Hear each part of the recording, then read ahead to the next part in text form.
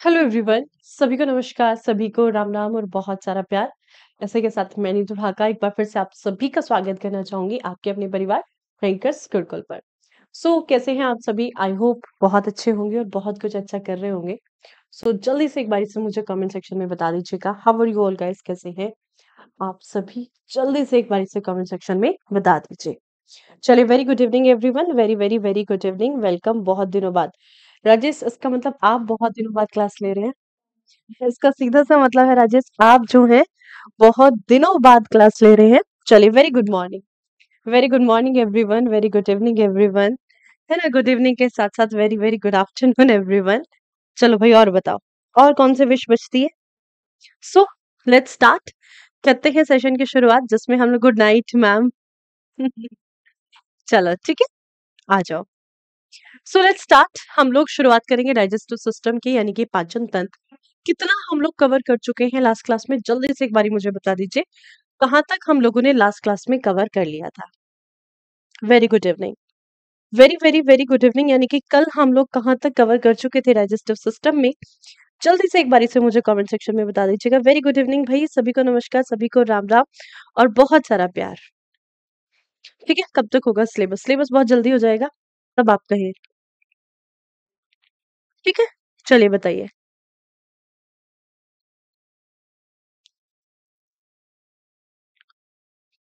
Then, तो कल हम लोगों ने क्या-क्या चीज़ें डिस्कस की थी? कल कितना पार्ट हमारा डिस्कस हो चुका था? अगर हम यानी सैटरडे की अगर मैं बात करती हूँ, तो सैटरडे में हमारा जो डाइजेस्टिव सिस्टम की क्लास रही थी, सैटरडे में हम बेसिक पार्ट डिस्कस कर चुके थे और क्या-क्या चीज़ें हमने डिस्कस की थी, एक बारी उस पे नज़र डाल लेते हैं। तो क्या-क्या चीज़ें कवर की थी? जल्दी से एक बारी से मुझे बता दो, कौन-कौन सी ऐसी चीज़ें हैं जिनको हम ऑलरेडी कवर कर चुके थे? फटाफट बताइए। तो जो बेसिक पार्ट है वो हम लोग कवर कर चुके थे। अब हम कहानी को आगे बढ़ाएंगे। Let's just start this session. चलिए, तो कहाँ है हमारा नोट पैड?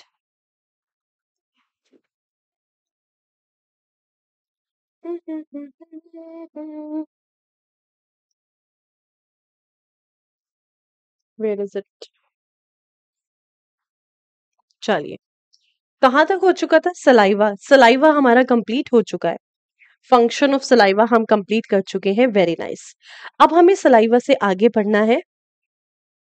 कोई दिक्कत नहीं, रिकॉर्डेड में भी कोई इशू नहीं है, सेम लाइव है, सेम रिकॉर्डेड है, कोई इशू नहीं है। कंसेप्ट क्लियर होना चाहिए, कंसेप्ट क्लियरिटी रिकॉर्डेड में भी हो जाती है। ठीक है, फंक्शन ऑफ सलाइवा तक हमारा हो चुका था। ठीक है भाई, चलिए नेक्स्ट क्वेश्चन। अब इसके बाद हम लोग बढ़ेंगे आगे।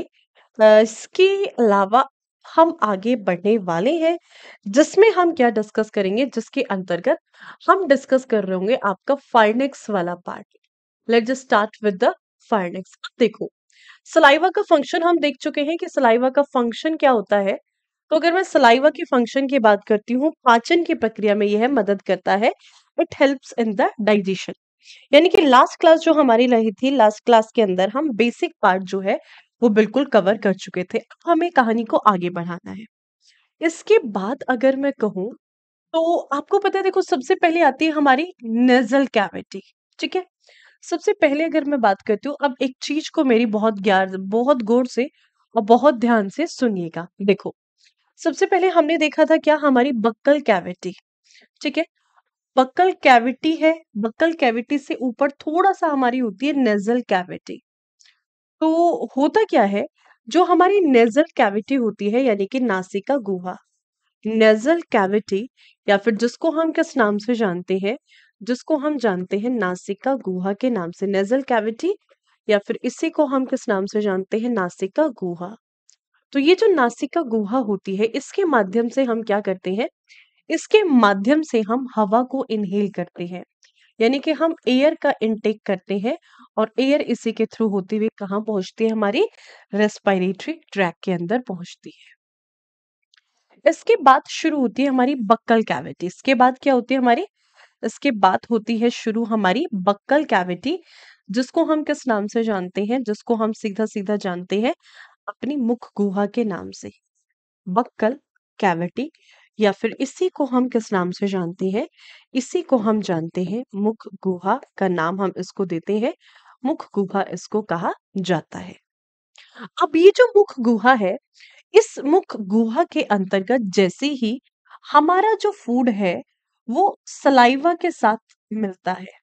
जैसे ही फूड सलाइवा के साथ मिलता है, भोजन के साथ मिलना शुरू होता है। यहाँ पे क्या था? फूड, फूड था और ये फूड क्या करता है? ये भोजन सलाइवा के साथ मिलता है। तो जैसे ही सबसे इम्पोर्टेंट क्वेश्चन तो ये है आपका कि फूड जैसे ही सलाइवा के साथ मिलता है, तो ये एक सेमी सॉलिड सब्सटेंस बनाता है। यानी कि भोजन जैसे ही आपका लार के साथ मिलता है, तो ये एक सेमी सॉलिड सब्सटेंस बनाता है, जिसको हम किस नाम से जानते हैं? जिसको हम जानते हैं बोलस के नाम से। बोलस इसको कहा जाता है। लास्ट सीजन में आपसे क्वेश्चन पूछा गया था कि भाई काइम क्या होता है? तो हो सकता है आपसे क्वेश्चन क्या पूछ ले? आपसे क्वेश्चन पूछ ले बोलस। तो बोलस क्या होता है? Food plus saliva. तब हमारा भोजन हमारी लार के साथ मिक्स हो जाता है, तो इसी को हम किसका नाम देते हैं? इसी को हम नाम देते हैं बोलस का। क्या है? ये फूड जो है हमारा किसके साथ मिक्स हो चुका है? अब जो फूड है हमारा सलाइवा के साथ मिक्स हो चुका है हमारी बक्कल कैविटी के अंतर्गत, और अब ये क्या बन चुका है? अब ये बन चुका है बोलस। अब एक चीज यहाँ पे समझिएगा, देखो, बोलस को भी आगे जाना है और ऊपर से क्या आ रही है? एयर आ रही है। तो होता क्या है? हमारी जो सिंपली अगर मैं कहूँ, हमारे रेस्पिरेटरी ट्रैक, एक हमारी ग्रासनी के अंदर, गले के अंदर एक ऐसा भाग होता है जो कि रेस्पिरेटरी ट्रैक के लिए भी और हमारी डाइजेस्टिव ट्रैक के लिए भी कॉमन होता है। ठीक है? यानी कि देखो कुछ इस तरीके से, एक बार नजर डालोगे ना तो आपको समझ आएगा कि तब हम बात करते हैं। यहाँ पर देखो, इस वाले में पार्ट में आप देखोगे तो यहां से समझिएगा, ये हमारी नेजल कैविटी जिसके थ्रू हम क्या करेंगे? एयर को इनहेल करेंगे। ये हमारी बक्कल कैविटी जिसके थ्रू हम बोलस को इनटेक करेंगे। तो ये एक आपको कॉमन पैसेज दिखाई दे रहा होगा। तो दोनों के लिए कॉमन पैसेज है जहां से एयर भी एंटर कर सकती है और जहां से हमारे बक्कल कैविटी के अंतर्गत बोलस यानी कि फूड भी एंटर करता है। तो एक ऐसा कॉमन पैसेज जिससे एयर और फूड दोनों एंटर करते हैं, इसको हम किस नाम से जानते हैं? इसको हम जानते हैं फार्निक्स के नाम से, या फिर इसी को हम किसका नाम देते हैं? इसी को हम नाम देते हैं ग्रासनी। फार्निक्स इसको कहा जाता है, या फिर इसी को बेटा हम क्या नाम देते हैं? इसी को हम नाम देते हैं ग्रासनी का। ठीक है? This is what known as pharynx, इसी को हम ग्रासनी कहते हैं। तो अब आपसे क्वेश्चन पूछ लेता है दैट व्हाट इज फार्निक्स? एक्चुअल में फार्निक्स क्या है? ग्रासनी क्या होती है? तो ये जो कॉमन पैसेज है हमारा रेस्पिरेटरी ट्रैक के लिए भी और हमारी डाइजेस्टिव ट्रैक के लिए भी, तो यहाँ पर बनने वाला ये जो कॉमन पैसेज है, इसको हम किसका नाम देते हैं? इसको हम नाम देते हैं फार्निक्स, या फिर इसको क्या कहा जाता है? ग्रासनी। अब आपसे क्वेश्चन पूछ लेगा कैसे, दैट व्हाट इज फार्निक्स? तो फार्निक्स होता क्या है? तो ध्यान रखिएगा, is a common passage. It is a common passage. It is a common passage for both digestive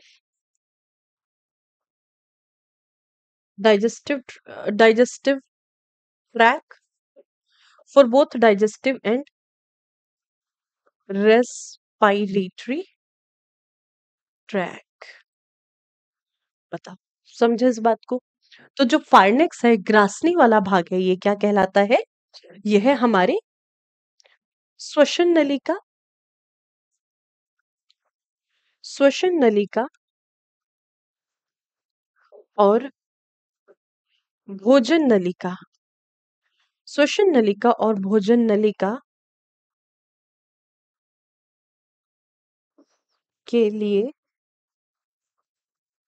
एक समान रास्ता, एक समान रास्ता। और इसी को हम क्या कहते हैं बेटा? इसी को हम नाम देते हैं फार्निक्स का, इसी को हम नाम देते हैं ग्रासनी का। Got it? समझे इस बात को? ठीक है,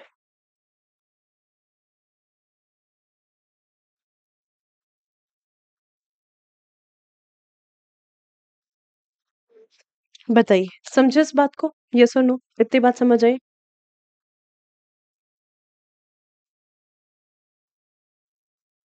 डन।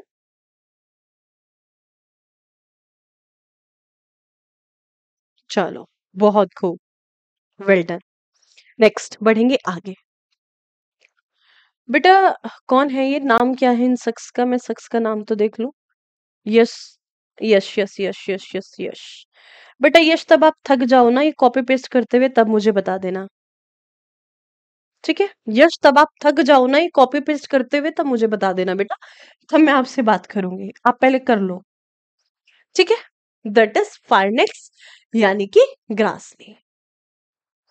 अब एक चीज देखो बेटा, फार्नेक्स के बाद जो कॉमन पैसेज है, फार्नेक्स ये कॉमन पैसेज था, इसके बाद आगे क्या होता है? आगे ना ये हमारी टू पार्ट्स में डिवाइड हो जाती है। आगे जाकर के क्या होता है? आगे जाकर के ये जो कॉमन पैसेज था, ये हमारा दो भागों में विभाजित हो जाता है। दो भागों में कैसे? एक तो होती है हमारी रेस्पिरेटरी ट्रैक, जिसको हम ट्रैकिया का नाम देते हैं। तो एक किस में डिवाइड हो जाता है? तो एक तो होता है ट्रैकिया, जिसको हम किस नाम से जानते हैं? इसको ट्रैकिया, या फिर इसी को हम क्या कहते हैं? इसी को हम श्वसन नलिका, रेस्पिरेटरी ट्रैक का नाम भी देते हैं। श्वसन नलिका, या फिर श्वसन नलिका को ही हम क्या कहते हैं? श्वसन नलिका को ही हम रेस्पिरेटरी ट्रैक कहते हैं। आगे की तरफ हमारा रेस्पिरेटरी ट्रैक पाया जाता है, श्वसन नलिका या फिर ट्रैकिया पाया जाता है। और इसके पीछे की तरफ जो है हमारा, पीछे की तरफ वाला जो सेपरेशन होता है, ये होता है हमारा फूड पाइप का। तो ये जो सेपरेशन आपको दिखाई दे रहा है, इस सेपरेशन को हम किस नाम से जानते हैं? तो इस सेपरेशन को हम नाम देते हैं ईसोफेगस। इसको ईसोफेगस का नाम दिया जाता है। ईसोफेगस का मतलब क्या होता है? Food pipe. इसका मतलब है फूड पाइप, या फिर इसी को हम किस नाम से जानते हैं? Food pipe. देखो मैंने पाइप हिंदी में लिख दिया है ना, फूड पाइप। या फिर इसको क्या कहा जाता है? इसको कहा जाता है आपका भोजन नलिका। ठीक है, भोजन नलिका, या फिर इसी को हम किस नाम से जानते हैं बेटा? इसको हम जानते हैं फूड पाइप के नाम से। पहले तो था फायरनेक्स। फाइनेप्स के बाद यहाँ पर एक फ्लिप फ्लैप लाइक स्ट्रक्चर आता है। और ये जो फ्लिप फ्लैप लाइक स्ट्रक्चर होता है, ये क्या करता है?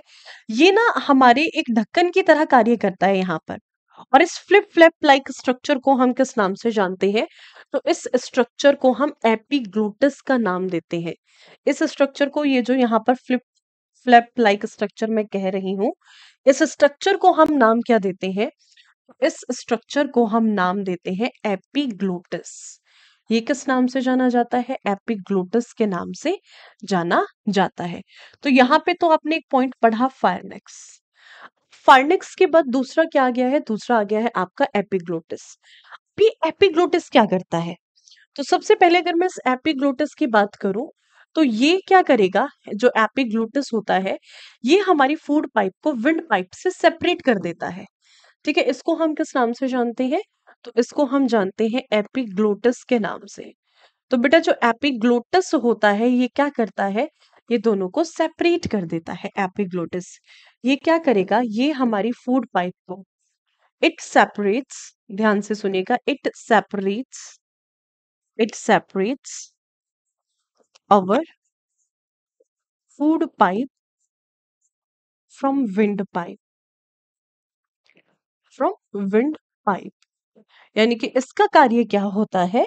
यह क्या करता है? यह हमारी भोजन नलिका को, भोजन नलिका को वायु नलिका, वायु नलिका से पृथक करता है। पता है आज ऑफलाइन क्लास में क्या हुआ? मैंने ना मतलब ऐसे पृथक लिखा, तो मतलब बच्चे होते हैं ना जानबूझ के, जानबूझ तो मैंने ना पृथक ऐसे लिख दिया। तो कहते हैं कि मैम ये क्या लिखा है? पृथक का मतलब क्या होता है? मैं कहा बेटा अलग करना। बच्चे खुद ही बोले कि अलग करना होता है भाई। तो ठीक है, फिर कहते हैं मैम वो पृथक नहीं होता, वो पृथक होता है। मतलब पता सब कुछ होता है, बट जबरदस्ती उंगली करनी होती है कई बार। जैसे अगर इस तरह की मिस्टेक हो जाती है, तो आप खुद ही ठीक कर लिया करो। तो अब मुझे पृथक याद है। ठीक है, तो भोजन नलिका को वायु नलिका से पृथक करने का कार्य होता है। और ये कार्य कौन करता है? एपिग्लोटिस। अब देखो ये कैसे करेगा। हमने क्या कहा था कि आगे की तरफ क्या है हमारी? आगे की तरफ जो होती है हमारी फूड पाइप। ठीक है, फूड पाइप, सॉरी आगे की तरफ होती है हमारी wind pipe. Wind pipe short form में लिख रही हूँ, वायु नलिका। ठीक है। और पीछे की तरफ हमने बताई, हमारी पीछे की तरफ क्या है, तो पीछे की तरफ जो है हमारी, ये है हमारी फूड पाइप। तो अब एपिग्लोटिस क्या करता है, यहाँ पर एक सेपरेशन होता है। अभी देखो जैसे हम कुछ खा नहीं रहे हैं, तो अभी हम जितना सांस ले रहे हैं, अभी इस फ्लिप फ्लॉप लाइक स्ट्रक्चर ने क्या किया हुआ है, ये जाता है सीधा हमारी, क्या करेगा, हमारी फूड पाइप को कवर कर लेगा। और जितनी एयर का हमने इनटेक किया है, वो एयर आएगी सारी सीधी हमारी विंड पाइप में चली जाएगी। और ये जो एपिग्लोटिस होता है ना, बहुत सेंसरी ऑर्गन होता है। जैसे ही हम खाना खाते हैं, भोजन खाते हैं, और जो बोलस होता है हमारी लार में जाता है। जैसे ही बोलस हमारी लार के अंदर गया, या फिर जैसे ही बोलस हमारे, सीधा सीधा मैं कहूं, जैसे ही बोलस हमारी बक्कल कैविटी, मुख गुहा में आगे की तरफ बढ़ना शुरू करता है, वैसे ये ढक्कन क्या करता है, ये तुरंत फूड पाइप से हटता है। और फूड पाइप के बाद ये किसको कवर कर लेता है, हमारी विंड पाइप को कवर कर लेता है। और जितना हमारी बक्कल कैविटी से बोलस आया, उस सारे बोलस को कहाँ पहुंचा देगा, उस बोलस को पहुंचा देता है हमारी फूड पाइप के अंतर्गत, हमारी भोजन नलिका के अंतर्गत। समझे? तो जो एपिग्लोटिस होता है, क्या होता है, it is a separation between wind pipe and the food pipe. यानी कि ये क्या है, ये है हमारी वायु नलिका। और अगर मैं कहूं तो भोजन नलिका के बीच में एक डिफरेंशिएट करने वाली एक शील्ड टाइप होती है ये, जिसको हम किस नाम से जानते हैं, भोजन नलिका, या फिर वायु नलिका को सेपरेट करने के लिए एक फ्लिप फ्लैप लाइक स्ट्रक्चर, भोजन नलिका। बताओ, समझे इतनी बात को? I hope this is clear. इतना पार्ट क्लियर? तो ये क्या था हमारा एपिग्लोटस और फाइनेक्स। तो 2 पॉइंट। आपसे क्वेश्चन कैसे पूछेगा, क्वेश्चन पूछेगा the common passage for the digestive and the respiratory tract. नीचे ऑप्शन ऑप्शन में दे रखा होगा, फायरनिक्स होगा, लारिनिक्स होगा, सायरनिक्स होगा, एपिग्लोटिस होगा। तो आंसर क्या होगा, फायरनिक्स होगा। आपसे क्वेश्चन पूछेगा the part of the alimentary canal, या फिर the part of our body which separates our food pipe from the wind pipe, which separates our wind pipe from the food pipe. यानी कि वह भाग हमारे शरीर का जो हमारी भोजन नलिका और वायु नलिका को थक करता है, वो भाग कौन सा होता है, तो इसको हम एपिग्लोटिस के नाम से जानते हैं। Is it okay? क्लियर है कि नहीं? चलिए डन। मोहित, तुम्हारे नोट्स कंप्लीट है?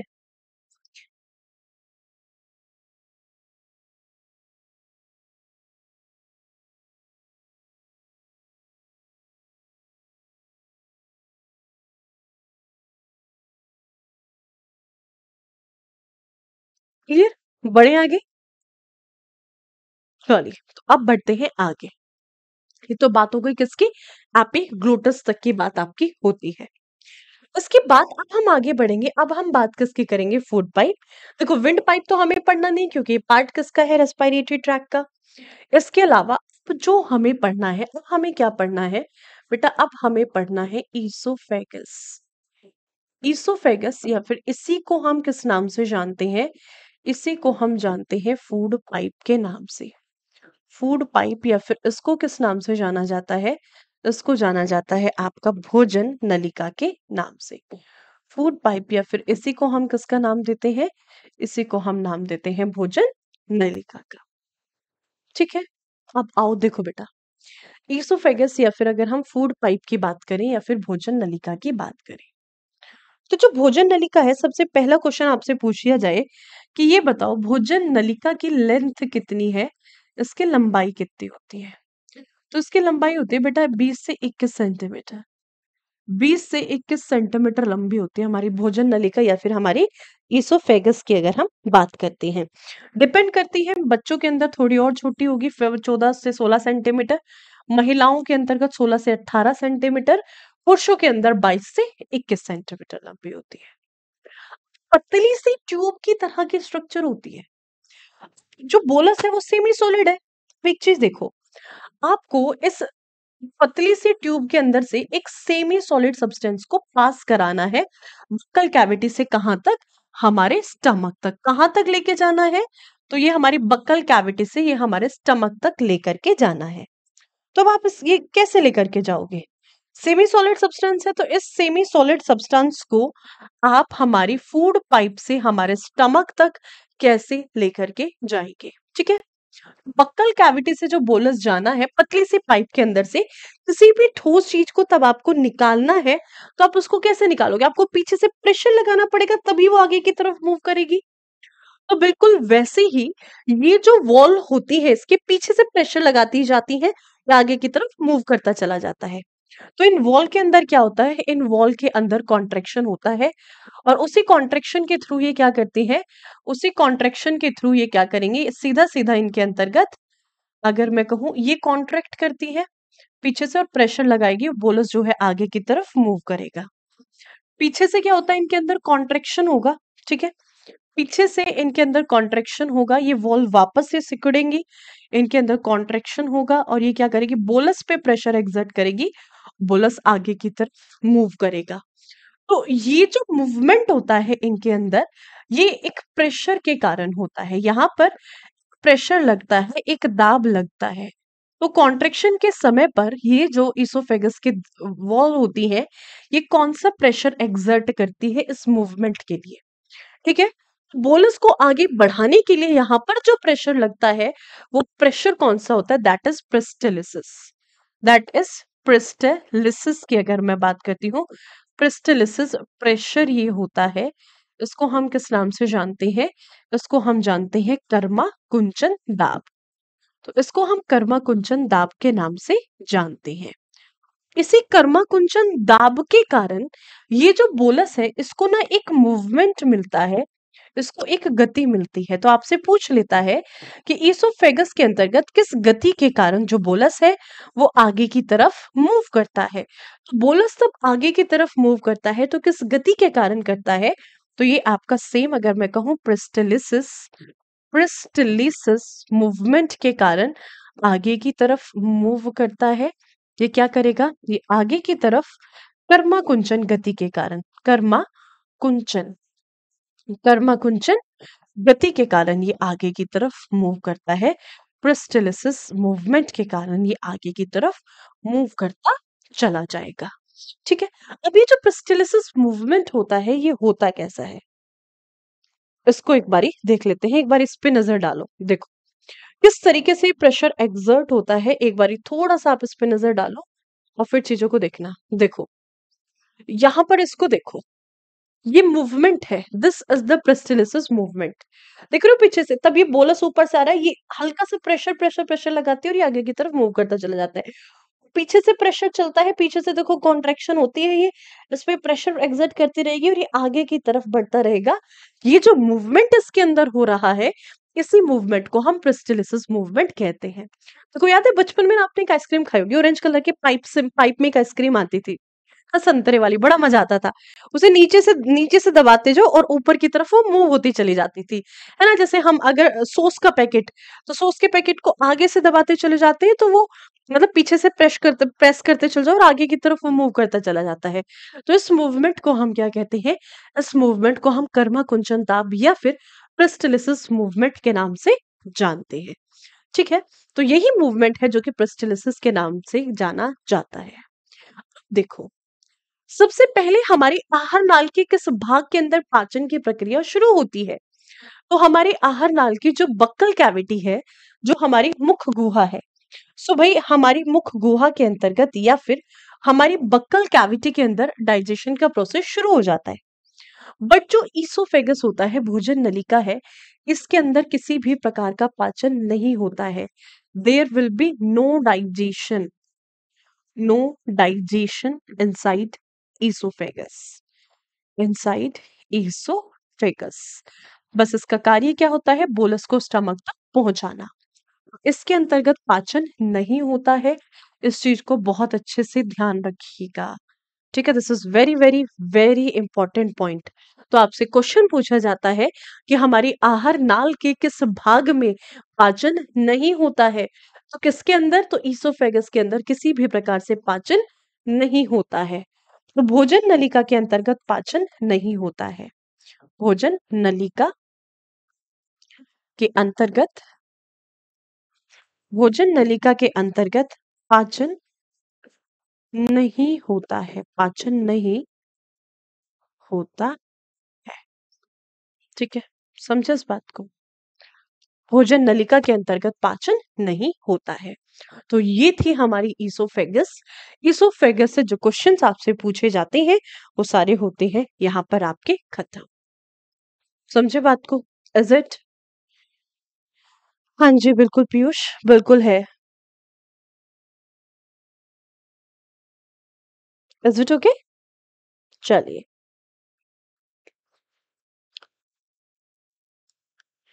भाई ये सीजीएल में बिल्कुल आएगा, क्यों नहीं आएगा पीयूष? ये बिल्कुल आएगा सीजीएल में।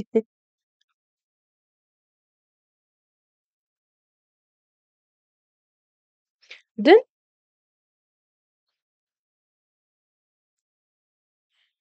चलिए, इज इट ओके, बढ़ा जाए आगे। तो ये तो था आपका बिल्कुल बेसिक पार्ट, अगर हम ईसोफेगस की बात करते हैं। बोलस कहाँ पहुंचेगा? अब बोलस पहुंचेगा हमारे स्टमक के अंदर, इसके बाद बोलस पहुंचेगा हमारे अमाशय के अंदर। तो अब देखो, सबसे पहले क्या था? ईसोफेगस। ईसोफेगस। अब ईसोफेगस से कौन कनेक्टेड है? स्टमक। ईसोफेगस से कौन कनेक्टेड है?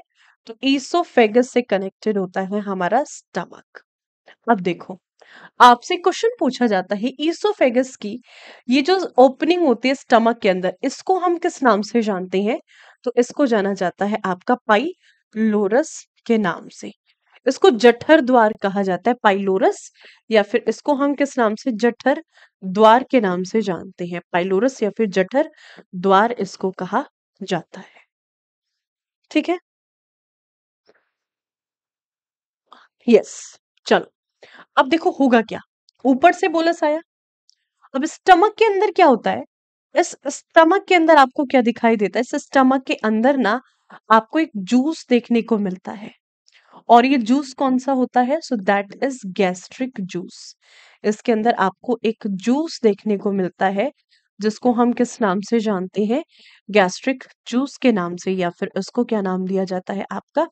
अमाशय रस कहा जाता है। गैस्ट्रिक जूस का नाम हम इसको देते हैं। ठीक है। अब ये ऑर्गन कौन सा है? तो भाई ये ऑर्गन है हमारा स्टमक। इसको हम किस नाम से जानते हैं? इसको हम जानते हैं अमाशय के नाम से, स्टमक, या फिर अगर हम बात करते हैं अमाशय। अब ये जो अमाशय होता है, इस अमाशय का साइज क्या है, आकार क्या है? आपसे यदि इस अमाशय का साइज पूछ लिया जाए या फिर इसका आकार पूछा जाए, तो इसका आकार क्या है? कभी भी अगर आपसे इसका साइज या फिर इसका आकार पूछा जाता है, तो ध्यान रखिएगा, हमारे स्टमक का साइज जो होता है कुछ इस तरीके से, अगर मैं इसकी लेंथ की बात करूं, तो लगभग लगभग 14 से 16 सेंटीमीटर ये लंबा होता है, और ये 4 से 5 सेंटीमीटर चौड़ा होता है।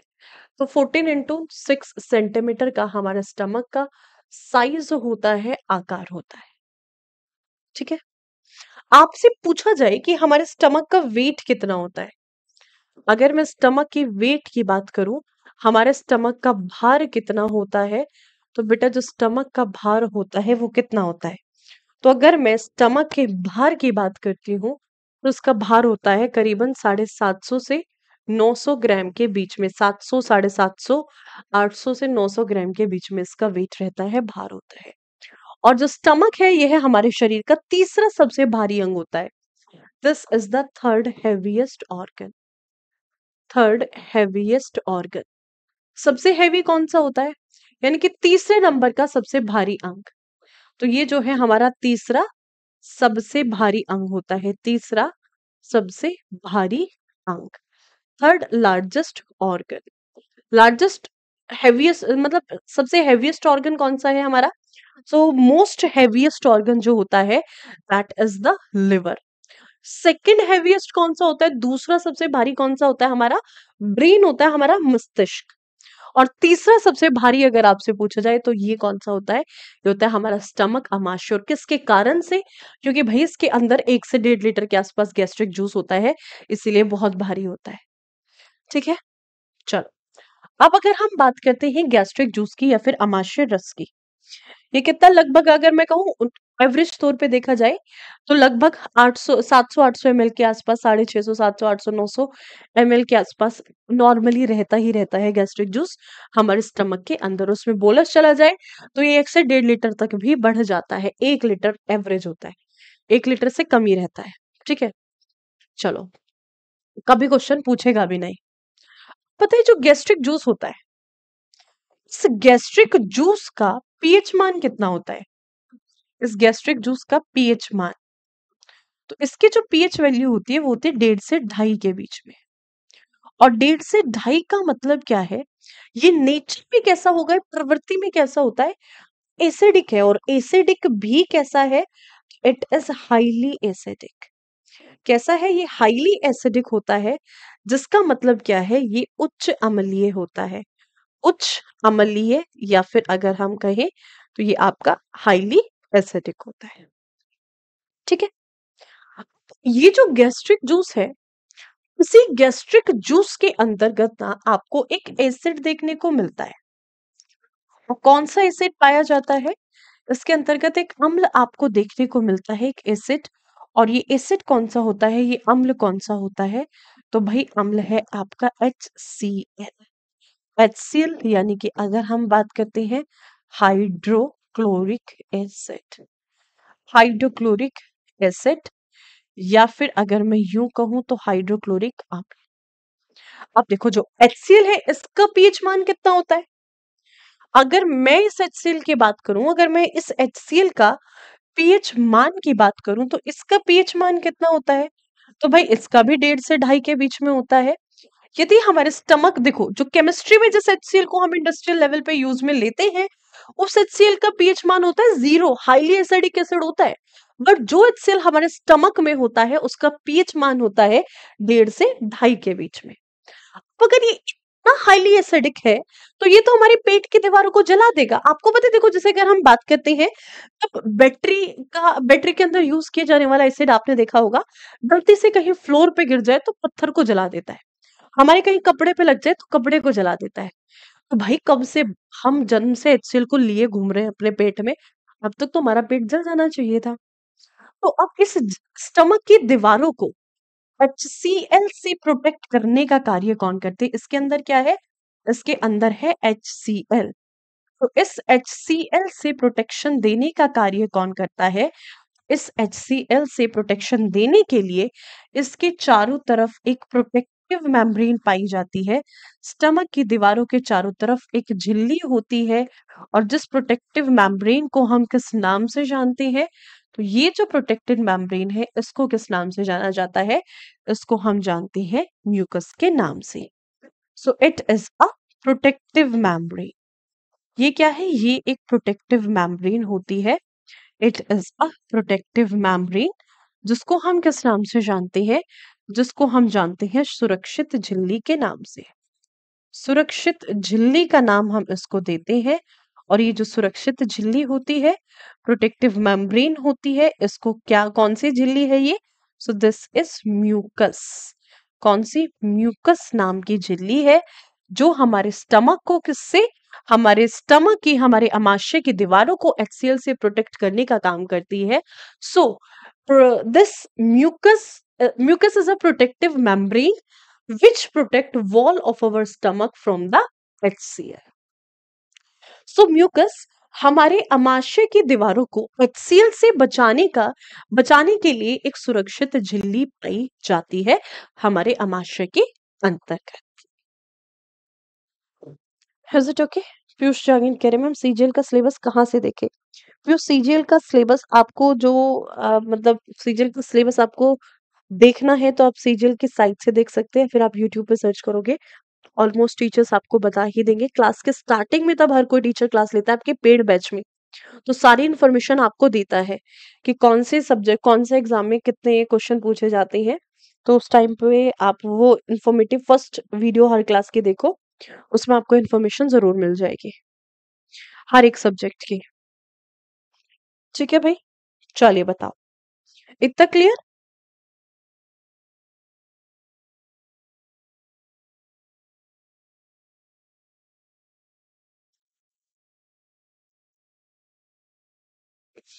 संजना कह रही है आप पीपीटी से नहीं पढ़ाती। बेटा संजना, ये बायोलॉजी जैसा सब्जेक्ट है और मुझे पीपीटी से पढ़ाना अच्छा नहीं लगता है, तो मैं ऐसे ही पढ़ाती हूँ। I don't like PPT. ऐसा लगता है जैसे रटी रटाई किताबें पढ़ा रहे हो। अगर इतना आपको पढ़ा रट पीपीटी मतलब किताबों की इतनी भाषा समझ आ जाती ना, तो जरूरत कोई होती, यहाँ तुम लोग फिर क्लास क्यों ले रहे होते। तो मुझे खुद पसंद नहीं है कि आप लोग पढ़ो पीपीटी से। Is it okay?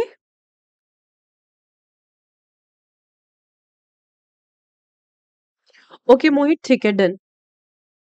हाँ जी पीयूष जांगेट, क्या बताना है? ठीक है भाई, ठीक है, ठीक है, ठीक है, ठीक है, that's all, that's all, that's all, that's all, that's all. हो गया कंप्लीट। बढ़े आगे।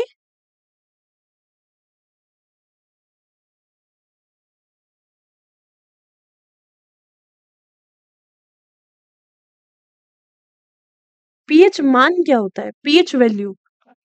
पीएच मान का मतलब होता है पीएच वैल्यू। रोहित बेटा, पीएच होती है किसी भी केमिकल की हाइड्रोजन आयंस की पोटेंशियल।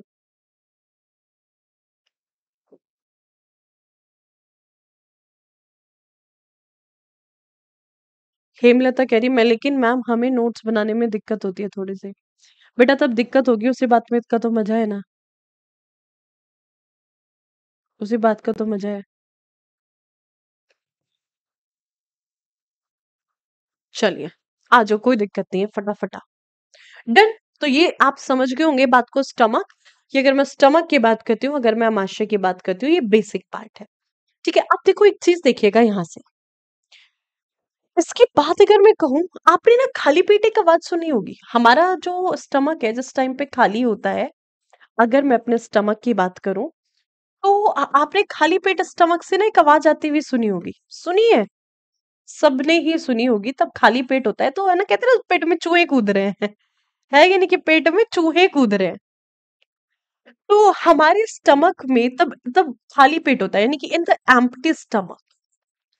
इन एम्प्टी स्टमक, अगर हम खाली पेट बात करें, खाली पेट, तो होता क्या है देखो। हमारे स्टमक में सबसे पहले स्टमक की वॉल को प्रोटेक्ट करने के लिए इसके चारों तरफ एक प्रोटेक्टेड मेम्ब्रेन है। ठीक है। फिर इसके अंदर क्या है? इसके अंदर गैस्ट्रिक जूस पड़ा हुआ है। इसी के अंदर आपको क्या देखने को मिलेगा? इसी के अंदर आपको गैस्ट्रिक जूस देखने को मिलता है। इसी के अंदर एक लिक्विड पड़ा होता है जिसको हम किस नाम से जानते हैं? जिसको हम जानते हैं गैस्ट्रिक जूस के नाम से। इसी के अंदर गैस्ट्रिक जूस जो है पड़ा हुआ होता है। तो जिस समय पर हमारा पेट खाली होता है, ठीक है, तो इस ये जो म्यूकस झिल्ली है, इसके अंदर कुछ फोल्ड्स पड़ते हैं। इसके अंदर संकुचन होता है, ये सिकुड़ती है। तब इस झिल्ली के अंदर फोल्ड पड़ते हैं, तब ये सिकुड़ती है। तब इसके अंदर सुकंचन क्या कहते हैं?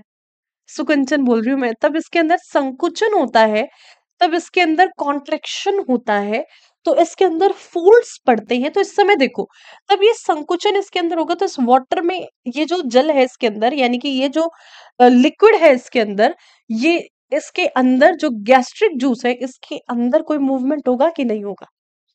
तो इसमें मूवमेंट होता है। तो जिस समय पर हमारी म्यूकस मेम्ब्रेन के अंदर फोल्ड पड़ते हैं, तो हमारे पेट से गुड़ गुड़ गुड़ गुड़ करके एक आवाज आती है। तो वो जो गुड़ गुड़ गुड़ गुड़ करके आवाज आती है, उसको हम जानते हैं रॉग्यू के नाम से। उसको रॉग कहा जाता है।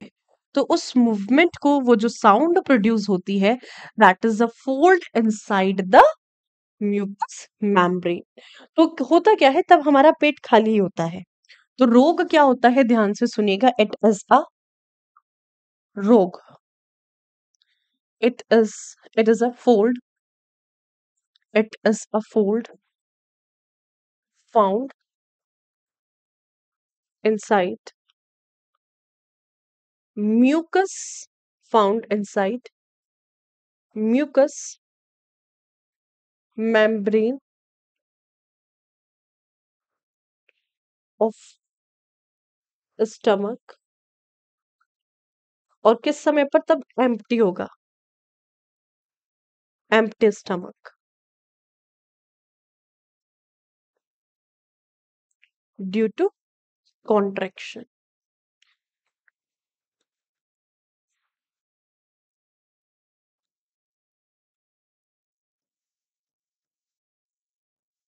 बताओ, समझे बात को? It is a fold found, it is a fold present inside the, या फिर it is a fold inside the mucus membrane of stomach due to the contraction of mucus membrane. यानी कि मैं सीधा सीधा अगर कहूं तो इसको ऐसे समझिएगा, म्यूकस झिल्ली के अंतर्गत, म्यूकस झिल्ली के अंतर्गत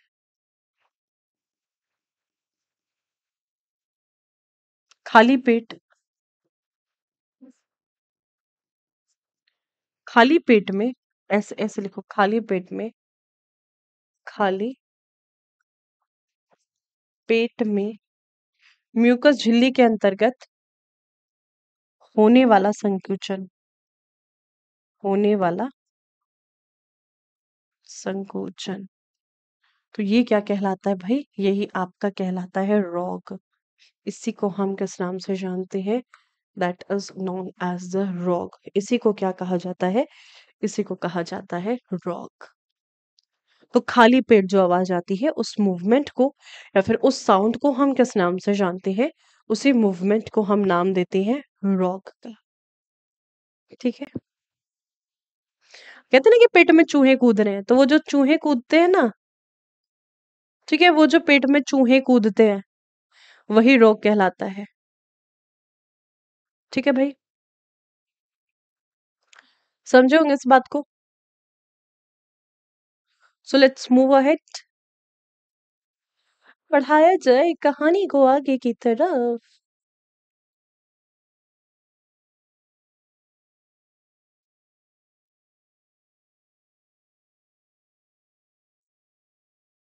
चलो, देन आइए अब आगे। देखो, हमारे स्टमक में जो एचसीएल है, इस एचसीएल का कार्य क्या होता है? अब इस एचसीएल का कार्य क्या है, अगर मैं इस एचसीएल की बात करूं, तो सबसे पहले हमारे स्टमक में एक एसिड पाया जाता है, अम्ल पाया जाता है, और ये अम्ल कौन सा है? तो भाई ये जो स्टमक में एसिड है, that is HCl। And what is the full form of HCl? So it is a hydrochloric acid. It is a hydrochloric acid, या फिर इसी को हम किस नाम से जानते हैं? इसी को हम जानते हैं हाइड्रोक्लोरिक अम्ल के नाम से। हाइड्रोक्लोरिक एसिड, या फिर इसी को क्या कहा जाता है आपका? हाइड्रोक्लोरिक अम्ल। हाइड्रोक्लोरिक अम्ल का नाम हम इसको देते हैं। अब इसी HCl का पीएच मान क्या है? What is the pH value of this HCl? तो अगर मैं इसी HCl की पीएच वैल्यू की बात करूं, इसी HCl का जो पीएच मान है, पीएच मान कितना है? तो भाई एक्चुअल में इसका जो पीएच मान है वो हमने देख लिया है कि इस हाइड्रोक्लोरिक एसिड का, हाइड्रोक्लोरिक अम्ल का पीएच मान यानी पीएच वैल्यू कितनी होती है? 1.5 टू 2.5। ठीक है? अब इस HCl का कार्य क्या है? क्यों ये हमारे स्टमक में पड़ा हुआ है? तो सबसे पहले, तो सबसे पहला कार्य, it act as a hormone. It act as a hormone. ये क्या करता है? ये हमारे स्टमक के अंतर्गत एक हार्मोन की तरह कार्य करता है। हार्मोन, हार्मोन की तरह कार्य करता है। हार्मोन की तरह कार्य करता है, सबसे पहला पॉइंट। ठीक है भाई? दूसरा point, second point, it kills all the, it kills all the harmful microorganisms। ठीक है? यह सभी हानिकारक जीवाणुओं को नष्ट करने का कार्य करता है। यह सभी हानिकारक सूक्ष्म जीवाणु, देखो, कुछ को तो सलाइवा ने मारा था और फिर कहा था ना कि सलाइवा के दादाजी बैठे हैं पेट के अंदर, वो देख लेंगे बाकी सबको। तो ये क्या करता है? सूक्ष्म जीवाणु को नष्ट करना। ये कार्य किसका होता है? तो ये कार्य होता है इसी HCl का। तीसरा कार्य, it maintains the pH value of gastric juice। ये क्या कहता है? हमारा जो अमाशय रस है उसके पीएच मान को नियंत्रित करने का कार्य करता है। ठीक है, क्या करेगा? अमाशय रस, अमाशय रस के पीएच मान को नियंत्रित करना, पीएच मान को नियंत्रित करना। भाई ये कार्य, और ये कार्य किसका है? That is of the HCl। तो ये सभी फंक्शन किसके हैं? All these are the function of HCl। ये सारे हमारे स्टमक में पाए जाने वाले HCl के फंक्शन होते हैं। हमारी जो क्लास है मंजू जी, वो डेली चलती है शाम को 7:30 से 8:30, मंडे टू सैटरडे। ठीक है,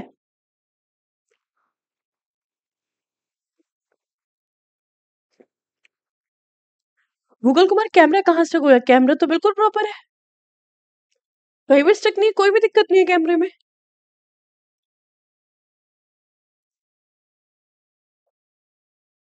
वीडियो स्टक हो गई है क्या? गूगल कुमार आपका स्टक हो गया, बाकी सबका प्रॉपर चल रहा है।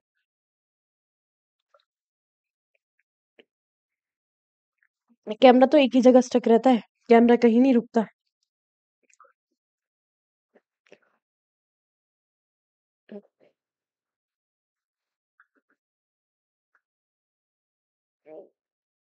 Okay okay okay okay, Hariom ji, बिल्कुल मिल जाएगी।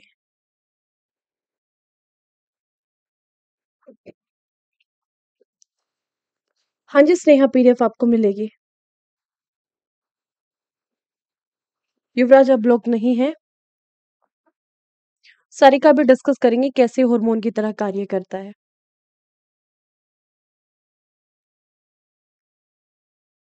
भाई युवराज, आपको ब्लॉक क्यों किया जाएगा ऐसे बताओ? किसी को ब्लॉक नहीं किया गया है।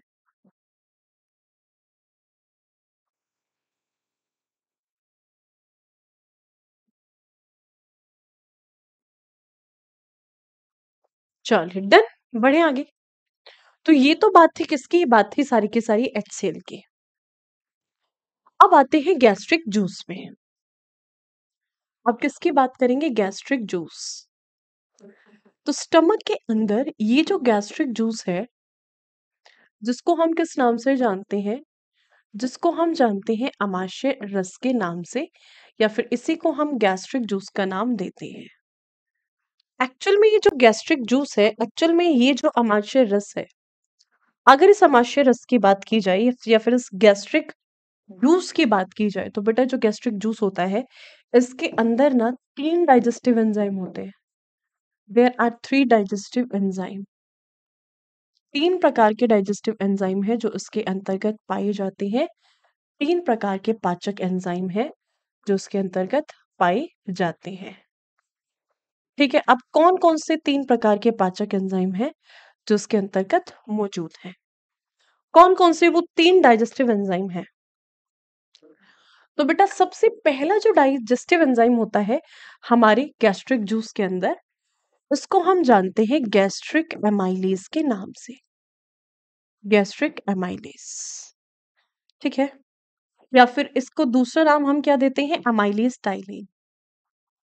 ठीक है, इसी को ही दूसरा नाम क्या देते हैं? Amylase ptyalin. एमाइलेज टाइलिन कहा जाता है। ठीक है भाई, एमाइलेज टाइलिन, ध्यान रखिएगा, पी यहाँ पर साइलेंट होता है। एमाइलेज टाइलिन का नाम हम इसको देते हैं, सबसे पहला डाइजेस्टिव एंजाइम। दूसरा डाइजेस्टिव एंजाइम जो हमारे गैस्ट्रिक जूस के अंदर पाया जाता है गैस्ट्रिक एमाइलेज के अलावा, भाई ये होता है pepsinogen. That will be pepsinogen. और पेप्सिनोजेन के अलावा जो तीसरा डाइजेस्टिव एंजाइम होता है हमारे स्टमक के अंदर, ये कौन सा होता है? That is prorenin. That is prorenin. तो ये 3 डाइजेस्टिव एंजाइम है जो कि हमारे स्टमक के अंदर पाए जाते हैं, जो कि हमारे अमाशय के अंदर पाए जाते हैं। ठीक है, अब देखो क्या, सबसे पहले अगर मैं गैस्ट्रिक एमाइलेज की बात करूं, तो बेटा ये जो एमाइलेज है ना, इसका कार्य क्या होता है? तो ये हमारे शरीर के अंदर 24/7 यानी कि 2400 घंटे ये हमारे शरीर के अंदर एक्टिव होता है। 2400 घंटे ये हमारे शरीर के अंतर्गत सक्रिय होता है। 24 घंटे सक्रिय रहता है हमारे शरीर के अंदर। तो ये क्या करेगा, जितना कार्बोहाइड्रेट हमने खाया है, चाहे वो स्टार्च हो, चाहे वो सेल्यूलोज हो, सेल्यूलोज का तो पाचन खैर हमारा शरीर नहीं करता, बट जितना कार्बोहाइड्रेट हमने खाया है सेल्यूलोज को छोड़ करके, उस सारे कार्बोहाइड्रेट का पाचन कर देगा, कंप्लीट कार्बोहाइड्रेट का डाइजेशन करेगा। So the function of gastric amylase is the digestion of carbohydrate. और ये कार्बोहाइड्रेट को किस में तोड़ेगा? So it will break carbohydrate into the glucose. ये फाइनली कार्बोहाइड्रेट को ग्लूकोज में तोड़ देता है। ये कार्बोहाइड्रेट को ग्लूकोज में ब्रेक कर देगा, ग्लूकोज में तोड़ देगा। समझे? अब देखो जो पेप्सिनोजेन है, दो बचे हमारे पास, एक पेप्सिनोजेन और प्रोरेनिन। पता है ये दोनों ना हमारे शरीर में सुप्त अवस्था में होते हैं। देखो बोलस आया, बुक्कल कैविटी के अंदर कार्बोहाइड्रेट का पाचन हुआ, ईसोफेगस के थ्रू होता हुआ बोलस आया, ईसोफेगस में कोई पाचन नहीं हुआ, आया स्टमक में। स्टमक में आने के बाद 1.5 से 2 से 2.5 घंटे तक स्थिर पड़ा रहेगा, कोई डाइजेशन नहीं होगा। डाइजेशन सिर्फ किसका चल रहा होगा? सिर्फ कार्बोहाइड्रेट का पाचन चल रहा होगा, बाकी किसी और चीज का पाचन नहीं होगा। 1.5 से 2 से 2.5 घंटे बाद तब हमारी सेल्स को एनर्जी की रिक्वायरमेंट होती है, तो उनके अंदर जब क्रेविंग होती है, तो वो हमारे ब्रेन को सिग्नल भेजती है। फिर हमारे ब्रेन से हमारी जो पिट्यूटरी ग्लैंड है वो एक्टिव होती है, और जैसे पिट्यूटरी ग्लैंड एक्टिव होती है तो वो तुरंत क्या करेगी, वो तुरंत देखो जो आपका पेप्सिनोजेन है और प्रोरेनिन है, मैंने कहा है कि ये दोनों किस फॉर्म में पड़े होते हैं हमारे स्टमक में, दोनों के दोनों इनएक्टिव या फिर ये दोनों के दोनों अक्रिय रूप में पाए जाते हैं। तो शुष्क अवस्था में पड़े हुए हैं, सोए पड़े हुए हैं, इन्हें कोई लेना देना नहीं है पाचन से। पिट्यूटरी सिग्नल भेजेगी हमारे स्टमक में, एचसीएल एक्टिव होगा, और एचसीएल एक्टिव होते ही क्या करेगा, इन्हें जगाएगा कि भाई उठो उठो उठो, पाचन की प्रक्रिया शुरू करो, बहुत सो लिए, काम शुरू करो, काम धंधा शुरू करो कुछ। एचसीएल आएगा, वो इस पेप्सिनोजेन को एक्टिव करेगा। तो हमने कहा था एचसीएल क्या करता है, एचसीएल एक हार्मोन की तरह कार्य करेगा। एचसीएल पेप्सिनोजेन को एक्टिव करेगा, और ये पेप्सिन किस में कन्वर्ट होगा, जैसे पेप्सिनोजेन कन्वर्ट होगा, तो ये आपका पेप्सिन में कन्वर्ट होगा। और पेप्सिन में कन्वर्ट होते ही ये क्या करेगा, ये हमारे शरीर के अंतर्गत जितना प्रोटीन हमने खाया है उस प्रोटीन के पाचन को शुरू करेगा। और प्रोटीन को किस में तोड़ेगा, प्रोटीन को फाइनली ये या तो पेप्टाइड्स में तोड़ेगा, ठीक है, पेप्टाइड्स में नहीं तो फिर ये किस में तोड़ता है फाइनली, कुछ प्रोटीन को ये अमीनो एसिड के अंदर ब्रेक कर देगा। ठीक है, क्या करता है, या तो प्रोटीन को पेप्टाइड में तोड़ेगा, जिस प्रोटीन को ये कंप्लीटली डाइजेस्ट कर पाए तो पेप्टाइड में, नहीं तो किसमें, अमीनो अम्ल के अंतर्गत ये तोड़ेगा। यानी कि फाइनली अगर हम बात करते हैं अमीनो अम्ल में, ये प्रोटीन को तोड़ देगा। ठीक है, तो 70% तक कार्बोहाइड्रेट का पाचन हमारे स्टमक में हो जाता है, और 70 to 80% ही प्रोटीन का पाचन हमारे स्टमक में हो जाता है। ठीक है, दूसरा जो है, दूसरा है प्रोरेनिन। प्रोरेनिन भी इनएक्टिव है, एक्टिव नहीं है, अक्रिय रूप में है। वापस से एचसीएल आएगा और ये प्रोरेनिन को एक्टिव करेगा, ऐसे जगाएगा कि भाई उठ, पाचन की प्रक्रिया शुरू कर। प्रोरेनिन एक्टिव होगा, और जैसे ही प्रोरेनिन एक्टिव हुआ तो ये किस में कन्वर्ट होगा, ये आपका कन्वर्ट होगा रेनिन के अंदर। और सीधा क्या करेगा, ये सीधा पाचन की प्रक्रिया को शुरू करेगा। और रेनिन किसको डाइजेस्ट करता है बेटा, रेनिन जो है ये ना, जितना दूध हमने पिया है, ये मिल्क का डाइजेशन शुरू करेगा, ये दूध का पाचन शुरू करेगा। और दूध को फाइनली क्या करता है, ये दूध को कैसीन नाम के एक प्रोटीन में तोड़ देता है। और कैसीन इज अ प्रोटीन, और इस फाइनल प्रोटीन को एमिनो एसिड में हम ब्रेक नहीं करेंगे, इस कैसीन प्रोटीन को एज इट इज हमारी बॉडी जो है एब्जॉर्ब कर लेती है। तो कैसीन को हम मिल्क प्रोटीन के नाम से जानते हैं। प्रोरेनिन किसमें एक्टिव हुआ, रेनिन में एक्टिव हुआ, और रेनिन ने क्या किया, दूध का पाचन शुरू किया और दूध को किस में तोड़ दिया, दूध को कैसीन नाम के प्रोटीन में इसने डाइजेस्ट कर दिया। ठीक है, तो आपसे क्वेश्चन पूछेगा, देखो आपको बुक में क्या मिलता है, पेप्सिन और रेनिन मिलता है।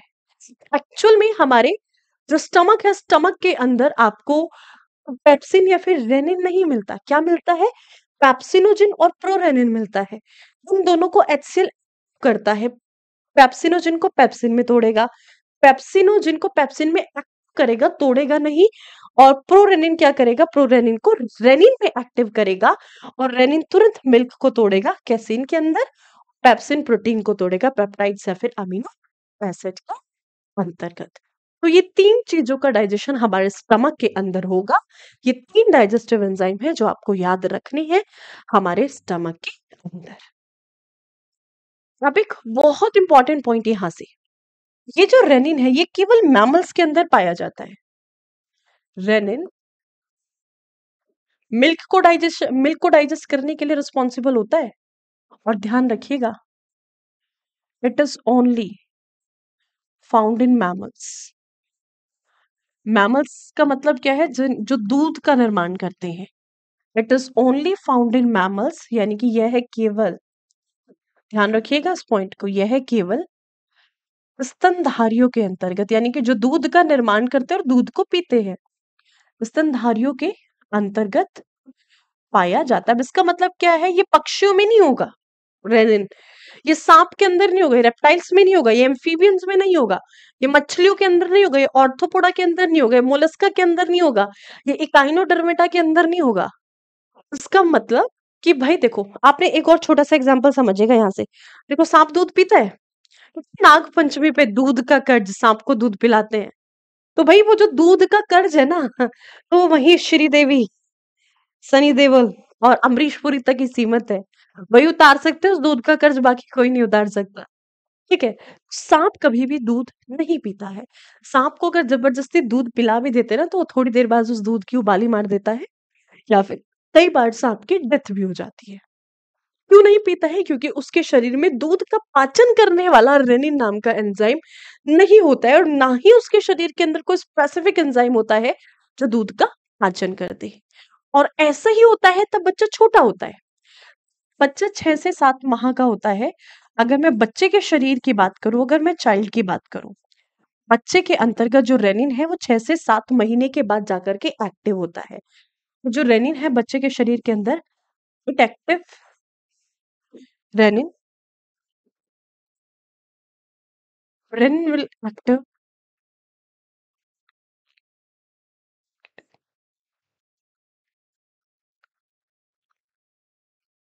renin will active after 6 to 7 month inside, या फिर बच्चों के अंदर। ठीक है, समझ जाओगे ना आप इतनी सी बात को। तो 6 से 7 महीने के बाद बच्चे के शरीर में रेनिन एक्टिव होता है। इसीलिए कहते हैं ना कि बच्चा तब 6 महीने का होता है, 6 महीने के अंदर अंदर उसे माँ का दूध पिलाना चाहिए, बाहर का दूध ना पिलाओ, क्योंकि उसके शरीर में रेनिन नहीं है, तो वो उस मिल्क को डाइजेस्ट नहीं कर पाता। और माँ के दूध को संपूर्ण आहार माना जाता है, बच्चे के शरीर की हर एक जरूरत को वो पूरा करता है।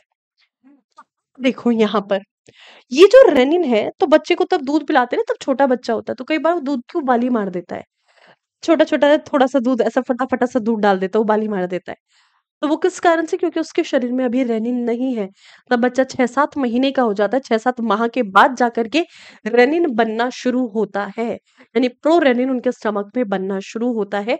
उसके बाद जाकर के धीरे धीरे धीरे धीरे बच्चा दूध का डाइजेशन कर पाएगा, दूध का पाचन कर पाएगा। This is all about the stomach and that's all about today's session.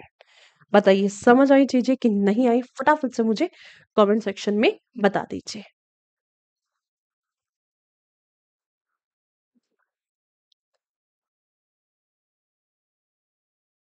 अच्छा, दूध का कर्ज अरुणा ईरानी का है। अच्छा, कोई और दूध का कर्ज अरुणा ईरानी का होता है मैम।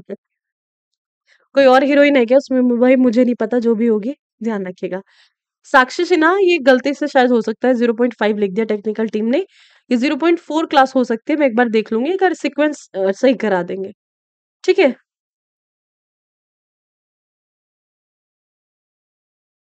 बेटा बच्चे को माँ का दूध पिलाया जाता है, माँ के दूध को डाइजेस्ट कर लेता है, वो डाइजेस्ट नहीं कर पाता है।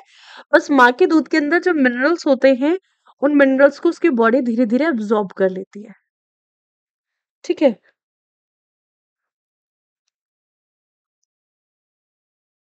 जीहू वेल डन, बहुत सही।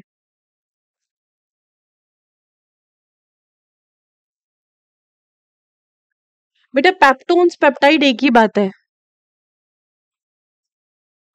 मज़ा आ गया मैम। अरे वाह! चलिए ठीक है। So that's all about today. कल हम लोग पढ़ेंगे आगे की कहानी को, स्मॉल इंटेस्टाइन, लार्ज इंटेस्टाइन को डिस्कस करेंगे। कल शाम को मिलते हैं। खाना खाने के बाद जो आवाज आती है वो तो जनरल आवाज होती है, तब लिक्विड हमारे स्टमक में किसी भी चीज को लिक्विड से भरा हुआ है, पानी से भरा हुआ है। पानी के अंदर तब किसी चीज को मूवमेंट करना होता है तो उसके अंदर जनरली वॉइस आती है, जनरली आवाज आती है। बट जो फोल्ड पड़ता है ना हमारे स्टमक में, वो उसको हम रोगी कहते हैं। और अक्सर ये खाली पेट होता है। अब ऐसा नहीं होता कि हमने खाना खाते तुरंत हमारे शरीर को एनर्जी मिल गई। फोल्ड तो खाना खाने के बाद भी होता है। एनर्जी तो बहुत देर बाद मिलती है खाना खाने के। संजना कह रही है बायो इंटरेस्टिंग है, मैंने तो 11 में लीव कर दी थी। हाँ, मुझे भी ऐसा ही लगता था। पहले मैं भी पीसीएम की स्टूडेंट रही हूँ, बीएससी मेरे पीसीएम से है। एमएससी में फिर ना फिजिकल केमिस्ट्री से था। तो एमएससी में तब हम लोगों को ना इंटर कोर्स होता है। एमएससी में जो बायो वाले मतलब जो मैथ्स वाले होते हैं, उनको बायो पढ़नी होती है और बायो वालों को मैथ्स पढ़नी होती है। तो उसी टाइम फिर मैंने चेंज किया था, मतलब बायो पढ़ी हमने, तब मजा आ गया बायो में पढ़ने में। तो फिर मेरा इंटरेस्ट बायो में डेवलप होता चला गया। चलिए, so thank you so much everyone. Thank you so much. Ma'am math में आदित्य और बायोलॉजी में आप ग्रेट हो। अरे वाह, thank you so much Rajesh Kumar ji, thank you so much. Mummy Ram Ram बोल रही है, पाए लागू योगेश जी। मम्मी को बहुत बहुत राम राम मेरी तरफ से।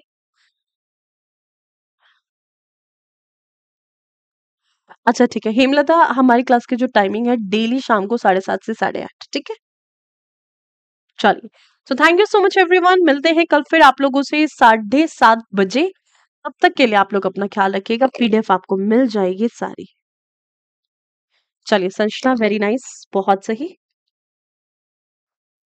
नहीं भाई, आप सुजीत कुमार जी क्यों ब्लॉक होंगे, आप नहीं है। योगेश जी, मेरी तरफ से मम्मी को राम राम, बहुत बहुत राम राम। बेटा पीवाईक्यू हर चैप्टर के बाद में होते हैं, हर चैप्टर के एंड में पीवाईक्यू होते हैं।